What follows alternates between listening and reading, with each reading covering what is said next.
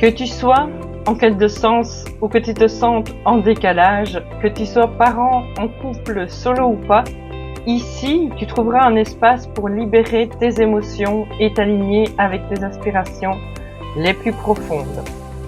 Bienvenue dans ce podcast, Une onde d'humanité. Ma mission, c'est l'accompagnement vers la réalisation de soi à travers différents outils que j'ai mis en place et développés, notamment des audios alchimiques, les accompagnements personnalisés, une boîte à outils évolutive ainsi que toutes mes publications sur les différents réseaux sociaux, mon blog et ma chaîne YouTube. Je m'engage à partager cette quête de sens avec toi pour te permettre de retrouver ton estime personnelle et ta place dans le monde. Rien que ça, on y va? Je m'appelle Sabine Georges et j'accepte la mission. Aujourd'hui, je vous embarque dans un sujet qui me tient particulièrement à cœur, la multipotentialité. Si vous vous sentez souvent tiraillé entre plusieurs passions, si on vous a déjà dit que vous faisiez trop de choses, alors cet épisode il est pour vous. Je vais vous partager mes réflexions, des anecdotes personnelles et des clés pour mieux comprendre et vivre pleinement cette richesse. Vous verrez, être multipotentiel, ce n'est pas une faiblesse, mais une véritable force. Et si ce que je raconte résonne avec vous, alors je me sentirai moins seule et peut-être vous aussi. Alors, prête à plonger? Voici le titre. Multipotentialité, oser une vie multiple et alignée.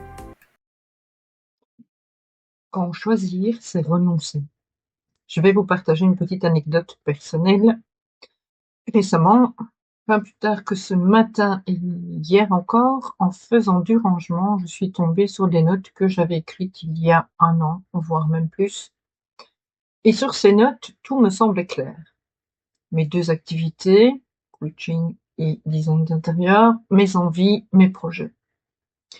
Mais, entre ce moment et aujourd'hui, il y a eu quelques détours. Cette année, j'ai écouté beaucoup de voix extérieures et un peu moins la mienne, et ça m'a fait perdre de vue ce qui me rend vivante. Je reviendrai sur pourquoi j'ai un petit peu moins écouté ma voix intérieure, mais ce sera un long thème et on va en parler courant 2025, c'est promis. On nous demande souvent de choisir, de rentrer dans une case, et ça j'en parle régulièrement ici sur les podcasts Une onde d'humanité. On nous demande de nous concentrer sur une seule chose. Mais pour nous, chaque fois qu'on abandonne une passion, c'est une part de nous qui s'éteint, un petit morceau de nous qui meurt. Avez-vous déjà ressenti ce tiraillement entre ce qu'on vous demande de faire et ce que vous ressentez profondément comme juste? N'hésitez pas à me le dire dans les commentaires ou à venir m'envoyer un petit message. Multipotentialité et la richesse d'une vie multiple. Quelle est la définition ou la description de la multipotentialité? Être multipotentiel, c'est avoir cette curiosité insatiable, ce besoin de découvrir, d'apprendre, de créer dans des domaines variés. C'est un peu comme un jardin qui s'épanouit avec des fleurs de toutes sortes. Oui, parfois ça peut sembler désordonné, mais c'est ce désordre qui fait sa beauté. On se retrouve aussi régulièrement confronté aux injonctions sociales. La société a l'habitude de valoriser le plus souvent la spécialisation. En nous disant trouve ta niche, sois clair. Mais est-ce vraiment ça le bonheur pour tout le monde?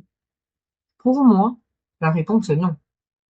Une vie linéaire où chaque jour se ressemble, ce serait un petit peu comme vivre en noir et blanc. Et est-ce que vous connaissez, vous savez que j'aime vivre toutes mes couleurs.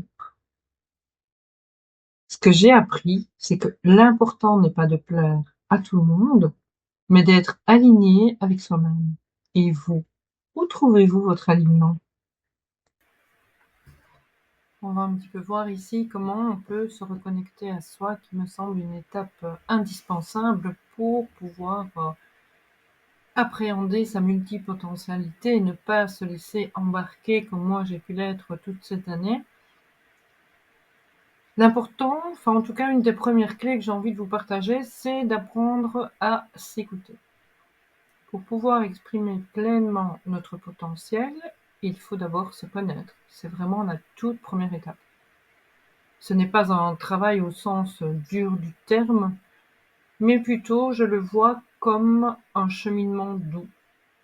C'est apprendre à écouter sa voix intérieure, même quand elle est noyée par le bruit extérieur. Alors voici quelques clés pour avancer. Déjà, donc apprendre à se connaître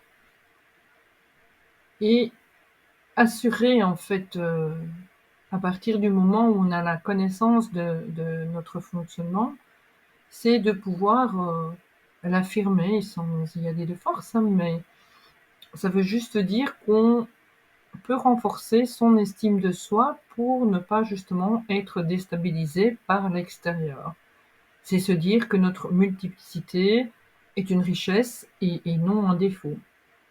Vous retrouverez aussi sur mon site internet plusieurs tests, notamment sur l'estime et la confiance en soi. Ce sont des tests gratuits que vous pouvez faire et ça vous donne une petite idée d'où vous en êtes. Ça peut être intéressant.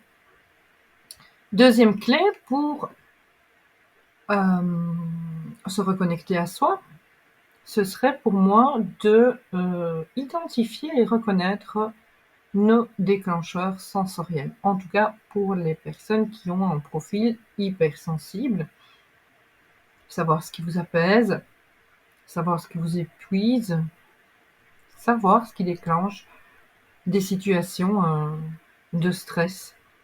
Et ça, on l'aborde aussi dans le programme du papillon qui est vraiment spécifique à l'hypersensibilité et aux hypersensibles pour apprivoiser cette hypersensibilité. Troisième clé, ce serait pour moi de pouvoir poser ses limites. Alors je sais, c'est pas toujours évident, mais c'est vital pour protéger notre énergie. Moi, il m'arrive souvent de ne pas pouvoir dire non. Je le regrette souvent. Et donc maintenant, même si je ne suis pas arrivée à dire non du premier coup, je le refais quelques minutes plus tard ou le lendemain. Même si je me suis engagée, je me désengage parce que je sens que c'est juste et aligné avec moi-même. Et oui, oui, fatalement, je vais décevoir. Fatalement, je vais peut-être créer de la colère, de l'incompréhension. Mais ça, dites-vous bien que c'est pas votre partie à gérer. Vous avez déjà vous à gérer et à gérer vos propres limites et à pouvoir les poser. Et je dirais la quatrième clé, c'est se délester de ce qui ne nous nourrit plus. Bon, certaines relations, certains projets, ça peut parfois devenir des poids et il faut pouvoir accepter de les laisser s'en aller. Et donc, j'ai envie de dire, si vous êtes multipotentiel, il y a évidemment de grandes chances que vous soyez aussi hypersensible. Et ça, c'est un super pouvoir à condition d'apprendre évidemment à l'apprivoiser, à le gérer comme on le fait dans l'atelier du papillon depuis quelques mois maintenant et qui est accessible à tout moment. Alors on vient de voir comment se reconnecter à soi. On va aussi aborder le fait d'accepter, de célébrer sa différence. Tout commence évidemment par nous accepter notre fonctionnement, nos besoins, nos envies. Mais pour que ça fonctionne, il faut aussi une forme, effectivement, de reconnaissance de l'entourage, qui n'est pas forcément à comprendre, mais simplement à accepter. Je crois que c'est la demande essentielle qui peut nous traverser, c'est pas spécifiquement d'être compris, mais c'est plus, je dirais, ça se passe au niveau de l'acceptation. Accepter qu'une personne soit différente, fonctionne différemment, pense différemment. Alors, imaginez un monde où chacun, chacune trouve sa place. où les différences ne sont pas jugées, mais célébrées. Ce serait un monde infiniment plus riche et plus joyeux, non, que celui qu'on nous propose aujourd'hui. La diversité est pour moi une source de richesse. Et il est important d'en prendre soin. Et quand on est multipotentiel, c'est important, je pense, de l'assumer aussi. Même si la société, on est plutôt dans une société de rejet de la différence. Et il faut plus se cacher, il faut plus mettre un voile sur tout ça. C'est important de s'autoriser à être qui nous sommes. N'hésitez pas pour tout ça à vous faire accompagner, à vous faire aider. Parfois, il suffit d'une ou deux séances pour pouvoir justement reprendre le lead sur nos propres vies. Et croyez-moi, je suis aussi accompagnée régulièrement afin de pouvoir avoir un regard extérieur que moi, je ne peux avoir sur moi-même. Et ça m'aide évidemment au quotidien à rester centrée et à assumer chaque jour un peu plus cette multipotentialité. Alors en conclusion, donnons-nous l'autorisation d'une vie à l'image de nos passions. Être multipotentiel, c'est naviguer dans un océan d'opportunités. Ce n'est pas toujours simple, mais c'est un cadeau inestimable. Alors si quelqu'un vous dit un jour « tu fais trop de choses », rappelez-vous, ce n'est pas à eux que vous devez plaire, mais à vous-même. Et vous, qu'est-ce qui vous rend vivant ou vivante? Quelles sont ces multiples passions qui illuminent votre vie? Je serais ravie de lire vos retours ou de continuer cette conversation ensemble à travers les commentaires. Merci. Merci énormément de m'avoir écouté aujourd'hui. Merci d'accepter ma multipotentialité. Une semaine, je vous parle d'écho intérieur et l'autre semaine, on est plus dans le coaching et dans le développement personnel. Alors, merci d'accepter ça et prenez soin de vous, explorez et surtout restez aligné avec qui vous êtes. À très vite dans un prochain épisode. Bye.